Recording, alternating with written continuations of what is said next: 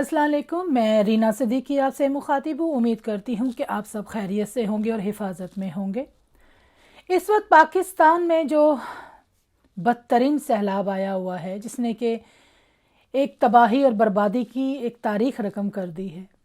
इस वक्त टीवी की स्क्रीन के ऊपर जो मनाज़र हम देख रहे हैं पाकिस्तान में तबाही के, यकीन कीजिए उन मनाज़र को देखने के लिए हौसला चाहिए। दिल खून के आंसू रो रहा है ये सब देखकर कि जिस तरीके से घर बर्बाद हो रहे हैं, जानवर बर्बाद हो गए, पानी में बह गए, लाशें तैर रही हैं, बच्चे बूढ़े सब लोग। ये मनाज़र देखकर बड़े से बड़ा संगदिल आदमी भी जो है वो शायद अपने जज्बात पे काबू ना रख सके। मैं ख़ुद भी जितनी दफ़ा भी मैंने ये मनाज़र देखे हैं, यकीन जाने देखे नहीं जा रहे और हौसला नहीं पड़ रहा था कि मैं वीडियो बनाऊं। लेकिन ये सारे मनाज़र देखने के साथ साथ कुछ सवालात हैं जो मेरे जहन में आ रहे थे और मैं वो चाहती हूं कि वो सवालात मैं आपसे शेयर करूं। पाकिस्तान में हमने जब से होश संभाला है, हमने हमेशा देखा कि जनाब सैलाब आते हैं, लोग बर्बाद हो जाते हैं, लोग मर जाते हैं, फसलें तबाह हो जाती हैं, घर बर्बाद हो जाते हैं। पहले ज़लज़ला आया, अब ये सैलाब आ रहा है और ये हर साल होता है। पहले छोटे पैमाने पर आ रहा था, अब तो तबाही मच गई है, अब तो बर्बादी हो गई है। और अब तो आप सोच नहीं सकते कि इस वक्त वहाँ पर गरीब का क्या हाल है। सुबह सिंध में, बलूचिस्तान में, स्वात, हर तरफ तबाही ही तबाही है और गरीब लोग बग़ैर छत के आसमान की तरफ देख रहे हैं और इतने खौफनाक मनाज़र है कि मैं आपको बता नहीं सकती। लेकिन ये सारी चीज़ें देखकर मुझे जो सवाल मेरे जहन में जो आते हैं वो ये है कि आखिर वो कौन सी ताकत है पाकिस्तान के अंदर जो 75 साल से इस मुल्क के अंदर हम पर काबिज है और ऐसे कोई इकदामात करने नहीं देती कि जो ये बर्बरियत के मनाज़र से हम लोगों को बचा सके। इसका आसान सा हल है जनाबे वाली, चीन में हमसे ज़्यादा सैलाब आते हैं, लेकिन उन लोगों ने डैम बनाए और डैम बनाने से उन लोगों ने ना सिर्फ वाटर स्टोर किया और उसको यूटिलाइज किया, लेकिन हम तो वो कौम है जनाब जो पेट्रोल नहीं ले सकते अपने आकाओं की मर्जी के बगैर, हम सांस नहीं ले सकते अपने आकाओं की मर्जी के खिलाफ, तो डैम कैसे बनाएंगे। आज मुझे वो लोग याद आ रहे हैं जो कहते थे कि डैम बनाना अगर चाहोगे तो हमारी लाश पे से जाके बनाओगे, हमें मारोगे तब डैम बनेंगे। और आज दिल करता है कि उन लोगों को उनके घरों से निकाल के ना मारा जाए और उनसे पूछा जाए कि तुम लोगों की लाशें तो कभी नहीं निकली, मगर आज गरीब आवाम की लाशें पानी में तैर रही हैं। छोटे छोटे बच्चों की, औरतों की, बुजुर्गों की, जवानों की आज हम स्क्रीन के ऊपर लाशें तैरती हुई देख रहे हैं, सिर्फ इस वजह से कि डैम नहीं बनाए गए। ऑस्ट्रेलिया, इंग्लैंड और बेल्जियम में जजीरे बनाने वाले ये लोग, जब तक इन लोगों को आवाम टांगेगी नहीं ना, हमारे मुल्क का भला नहीं हो सकता। हमारा मुल्क इसी तरह उजड़ता रहेगा और गरीब अपनी जान का नजराना देते रहेंगे।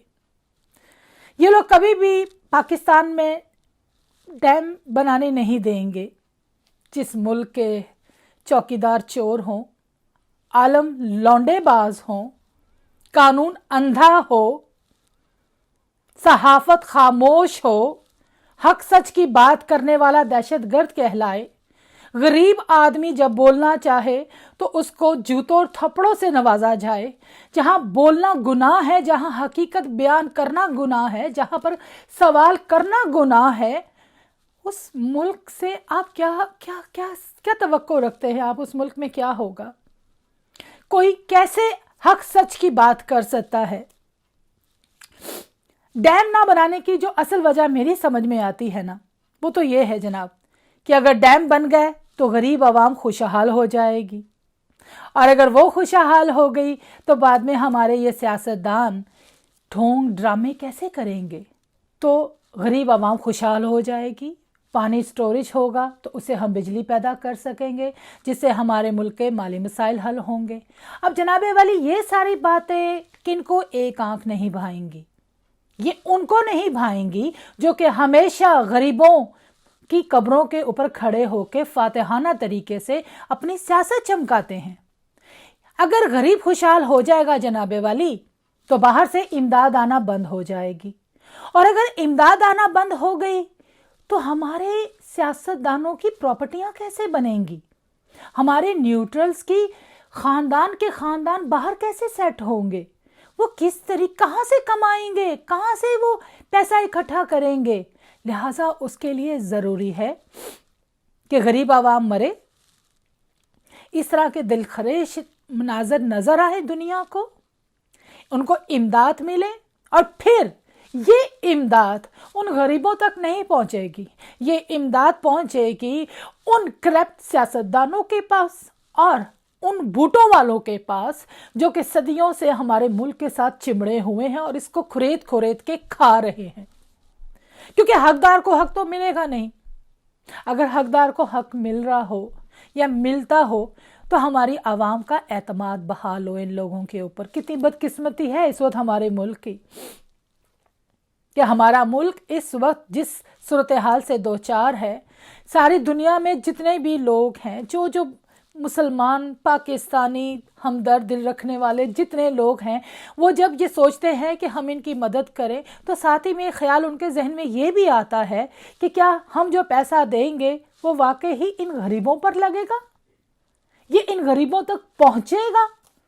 अभी टीवी स्क्रीन के ऊपर हम बहुत सारी वीडियोस देख रहे थे जिसके अंदर सुबह सिंध के अंदर जो उनको इमदाद के लिए सामान इकट्ठा किया जा रहा था, उसको कुछ घटिया किस्म के सियासतदान, इंतहाई घटिया और कमीने, जिन्होंने कभी मरना नहीं है, जिनको कोई खुदा का खौफ नहीं है, वो सामान चोरी करके अपने गोदामों में रखवा रहे थे। भाई हद है, हद है। सिंध में तो इतनी ज्यादा चोर बाजारी, गुंडागर्दी है कि जिसकी कोई मिसाल नहीं मिलती। अभी पिछले दिनों में जो बदमाशियां चल रही थी सिंध के अंदर, सबको पता है। वहां वडेरा सिस्टम है, वहां पर आवाम को कुत्तों की तरह ट्रीट किया जाता है, वहां आवाम की इज्जत नहीं की जाती, वहां आवाम को गुलाम बना के रखा जाता है। और जब ऐसे मसाइल होते हैं, जब ऐसे कोई सूरत हाल इमरजेंसी की पैदा हो जाती है, तो ये घटिया बेगैरत किस्म के सियासतदान अपनी 2 कौड़ी की जमीनें और फसलें बचाने के लिए पानी का रुख गरीब आवाम की तरफ कर देते हैं कि मरे तो गरीब आवाम मरे, हमारी फसलें क्यों तबाह हो, हमारे घर तो बच जाएं। ये इतने सफाक लोग हैं, इनको मरना भूल गया है, इनको शर्म नहीं आती। अल्लाह गर्क करे इन सब लोगों को जिनके दिलों में अपने मुल्क और अपनी आवाम के बारे में कोई ख्याल नहीं है। इनको सिर्फ और सिर्फ ख्याल है अपने ही पैसे जमा करके अपनी औलादों के ऊपर लगाने के लिए, अपने महल बनाने के लिए। कितना बनाएंगे ये, कितनी प्रॉपर्टियां बना लेंगे, कितने जजीरे बना लेंगे, क्या क्या बनाएंगे, कितना बनाएंगे।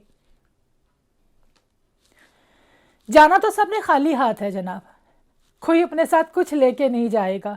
मगर जो इन गरीबों का हक खाते हैं, जो इन मस्कीनों के पैसे, इनके लिए जो लोग पैसे भेजते हैं अपना सवाब के लिए कि इनके ऊपर वो पैसा लगेगा, जब वो ये पैसा खाते हैं तो यकीन जाने इनकी कब्रों में कीड़े बनकर पैसा वो जाएगा। बहुत तकलीफ होती है। एक तो सूरत हाल ऐसी है, और दूसरे हमारे हुक्मरानों के रवैये, उनकी शोबाजियां ही ख़त्म नहीं होती, उनके ड्रामे नहीं ख़त्म होते, उनको शर्म नहीं आती। और एक बात जो मैं पूछना चाहती हूँ, ये 14 अगस्त के वक्त जब हमें बहुत सारे हेलीकॉप्टर नज़र आते हैं करतब दिखाते हुए, हमें अचानक एहसास दिलाया जाता है कि हम एक बहुत बड़ी पावर हैं, हमारे पास इतना असला है, ये चीज़ें हैं जिससे हम दुश्मन का मुकाबला कर सकते हैं, ये सारे हेलीकॉप्टर हमें दिखाए जाते हैं।